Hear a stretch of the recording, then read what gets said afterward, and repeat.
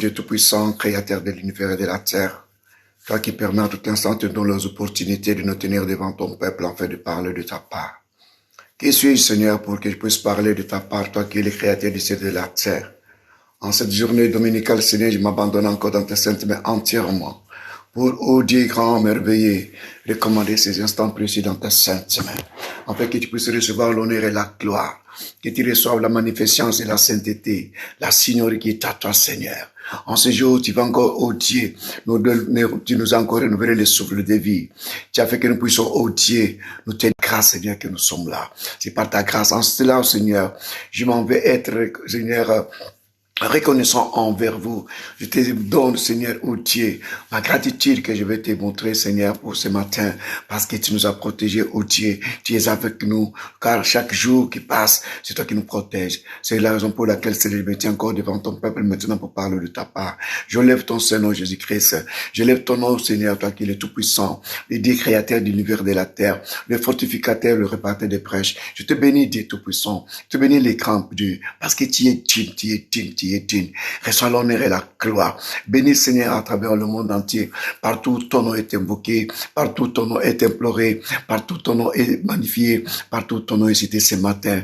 Oh, souviens-toi de ce peuple-là, Seigneur, qui sont attachés à toi, qui ne s'abandonnent qu'à toi, qui comptent que sur toi, qui savent que c'est toi celle qui est leur protecteur, que c'est toi celle qui est leur soutien, que c'est toi celle, Seigneur, qui fait des merveilles dans leur vie. Sois loué, sois béni, le Dieu d'Israël.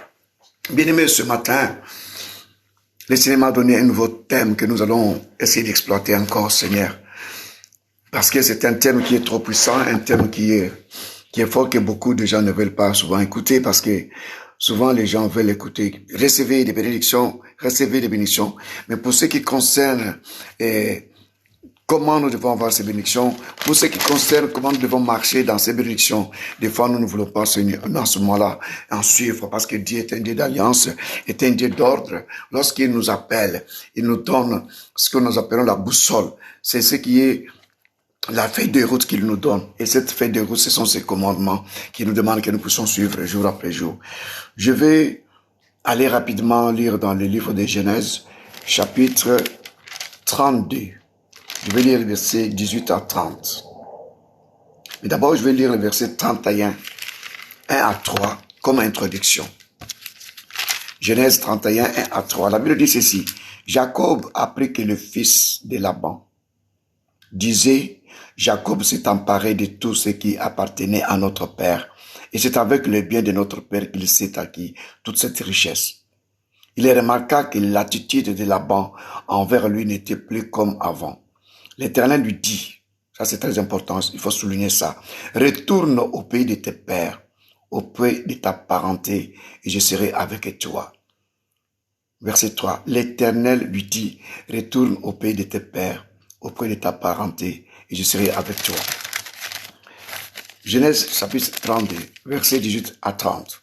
Puis il donna les instructions suivantes au premier serviteur.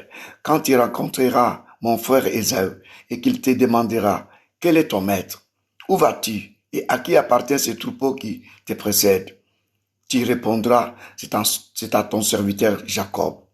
Et ce troupeau est un cadeau qu'il t'envoie. Mon seigneur Ésaü, lui-même arrive derrière nous. Il donna les mêmes instructions au deuxième serviteur, au troisième, puis à tous ceux qui allaient marcher derrière les troupeaux. C'est ainsi que vous parlerez à Ésaü quand vous les rencontrerez. Et dites-lui bien, voici ton serviteur Jacob, vient lui aussi derrière nous. Il a répété ça, puisqu'on puisse dire à Ésaü, voici ton serviteur Jacob, vient lui aussi derrière nous. Car, regardez la raison, il se disait, je l'apaiserai par ce présent qui me précède. Ensuite, je paraîtrai devant lui. Et peut-être me permettra-t-il de les regarder en face. Oh, ça, ce sont les paroles de quelqu'un qui est chagriné. Car il se disait, je l'apaiserai par ce présent qui me précède.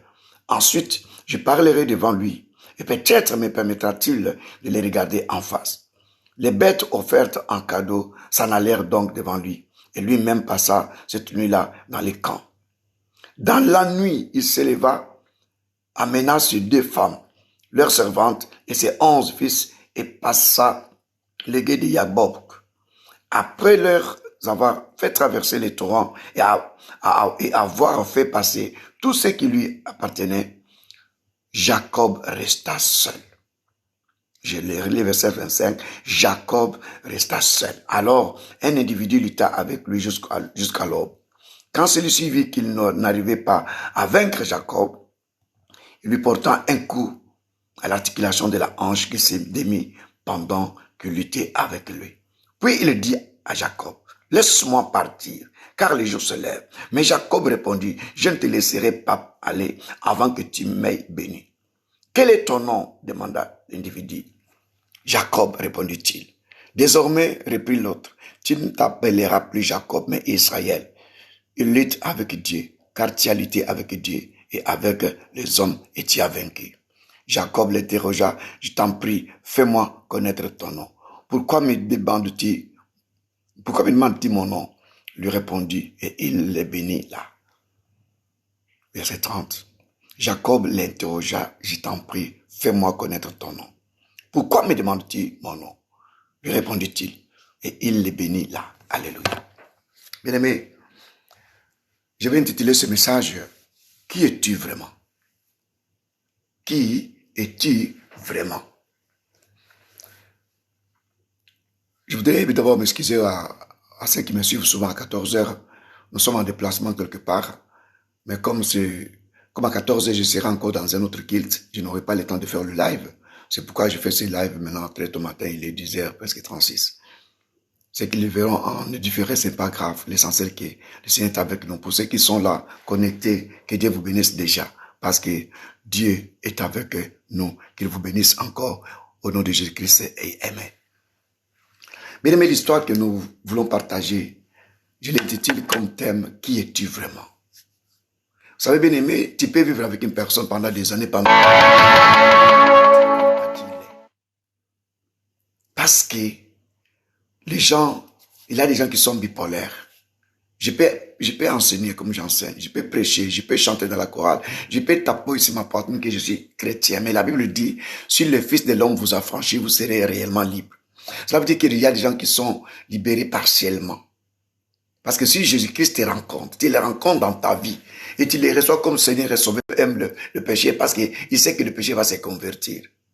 Dieu ne souhaite pas que nous soyons que nous soyons dans les staticos, restons sur place, faire du stand-by. Non. La vie chrétienne, c'est une vie d'évolution. C'est pourquoi on appelle ça la nouvelle naissance. Il a dit à qui? À tous ceux qui l'ont reçu, il leur a donné le pouvoir de devenir enfants de Dieu, lesquels ne sont nés ni du sang, ni de la chair, ni de la volonté de l'homme, mais de la volonté de Dieu. Bien aimé. L'introduction ici, que j'ai lu, le premier texte que j'ai lu, le premier texte que j'ai lu ici, on nous parle de l'histoire de Jacob. Qui est Jacob? C'est le patriarche. Jacob, c'est l'enfant d'Isaac. Isaac, l'enfant de la promesse que Dieu avait dit à Abraham, tu vas avoir des générations. Tu seras le père d'une multitude. Et sa femme avait eu des enfants. Il a Isaac. Isaac a eu aussi les enfants. La femme d'Isaac a engendré deux jumeaux. Dieu avait dit à Rebecca que dans ton sein, il y a deux nations. Mais le plus petit va dominer sur le plus grand. Ça, c'est Dieu qui avait dit à la femme. La femme savait cette histoire. Mais je vais l'utiliser aujourd'hui dans un autre côté, sur l'identité de Jacob. Isaou était le premier qui était sorti. La Bible déclare que lorsque Isaou est sorti, le petit Jacob ne voulait pas que son grand frère sorte avant lui. Lui voulait sortir, il voulait précéder. Il a tenu par le pied, sur les chevilles. Donc une guerre. Dieu avait dit à Rebecca, il y a des nations. Mais à la sortie des deux jumeaux, le petit voulait sortir avant les grands frères. Le grand frère est sorti quand même. Lorsqu'il est sorti, la Bible déclare, il était roux, il était couvert de poils sur sa peau. Il était velu. Et le petit frère est sorti. Le premier, comme il était velu, on lui a donné le nom d'Isaou. Parce qu'il était velu, il était roux, comme rouge. Et le petit frère, on lui avait donné le nom de Jacob. Jacob veut dire usurpateur. Jacob veut dire voleur. Jacob veut dire escroc. Jacob veut dire menteur.